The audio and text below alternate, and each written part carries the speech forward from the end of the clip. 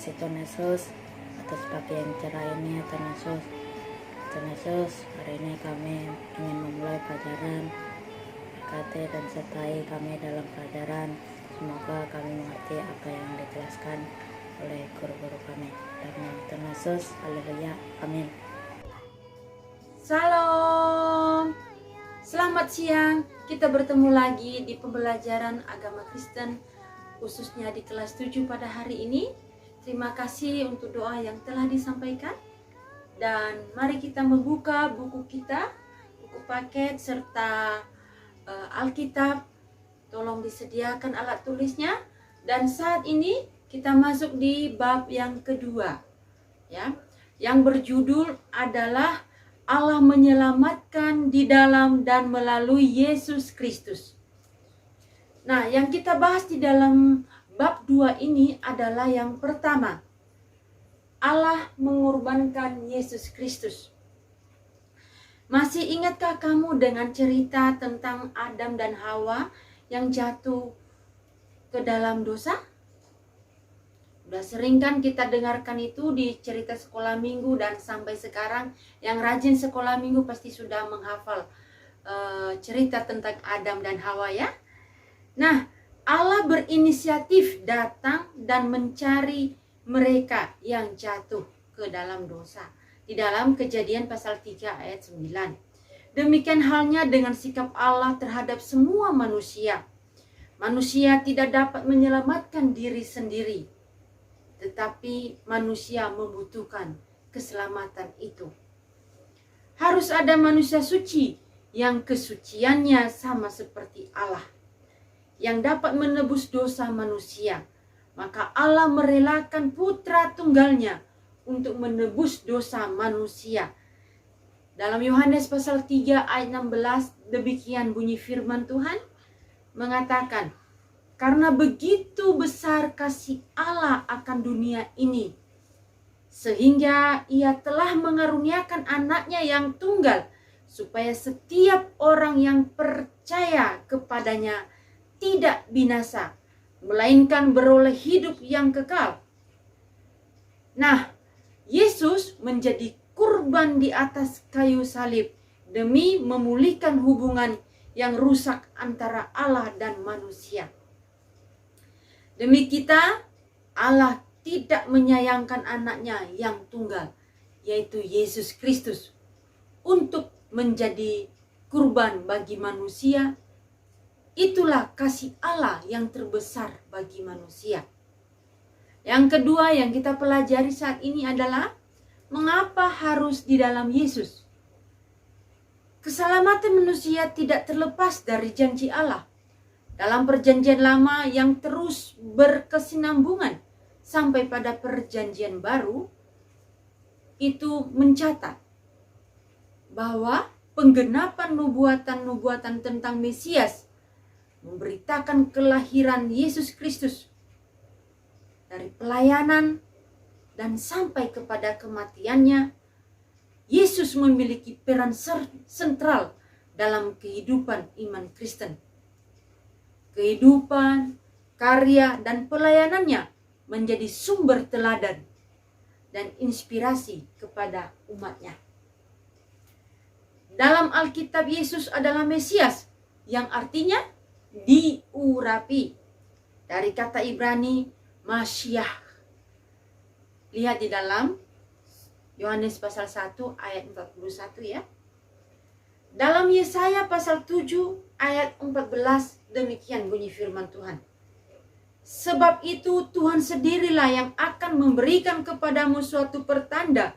Sesungguhnya seorang perempuan muda mengandung dan akan melahirkan seorang anak laki-laki, dan ia akan menamakannya Immanuel.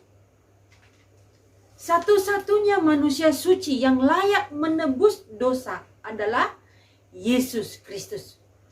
Orang yang percaya dan menerima Kristus sebagai Tuhan dalam hidupnya akan diselamatkan.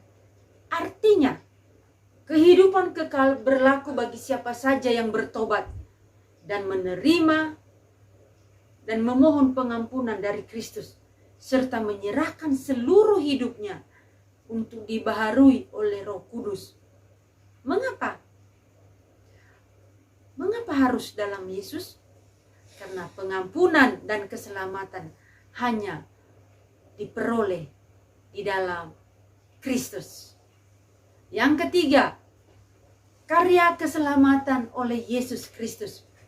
Karya keselamatan oleh Yesus Kristus memiliki pengertian sebagai segala bentuk ucapan, tindakan, dan karya yang dilakukan Yesus Kristus membawa umat hidup dalam kesejahteraan dan kebahagiaan.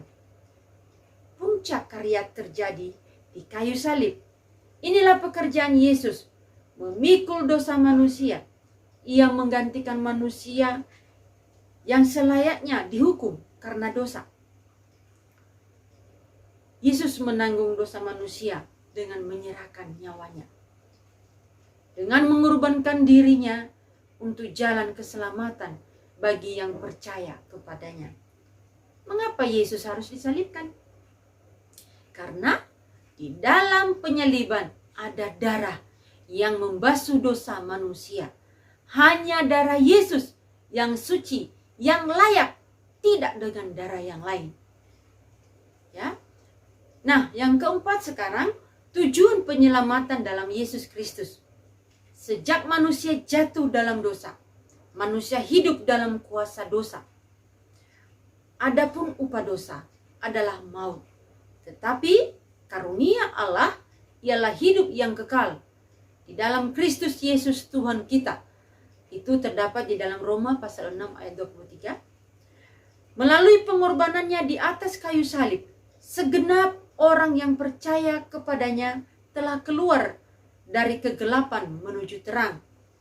Sebagai murid Tuhan Yesus harus meneladani kehidupan Yesus, yakni menyampaikan kabar baik kepada orang miskin, memberitakan pembebasan kepada orang-orang tawanan, dan penglihatan bagi orang-orang buta, membebaskan orang-orang tertindas, untuk memberitakan tahun rahmat Tuhan telah datang.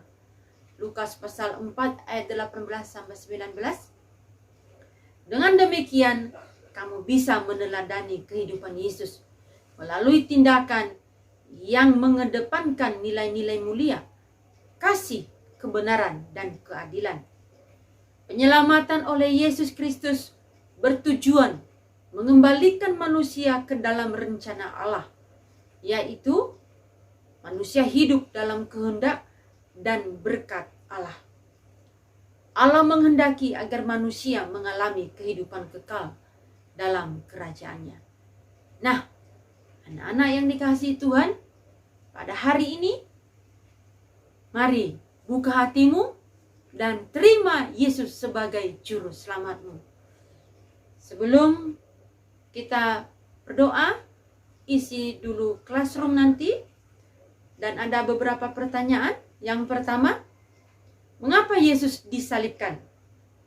Yang kedua, tuliskan beberapa kesaksian Alkitab tentang pribadi Yesus. Yang ketiga, jelaskan pengertian Immanuel. Yang keempat, apa tujuan karya Yesus melalui mukjizat? Baca di dalam buku paketnya dan isi di classroom sekarang. Tuhan Yesus memberkati. Mari kita bersatu dalam doa.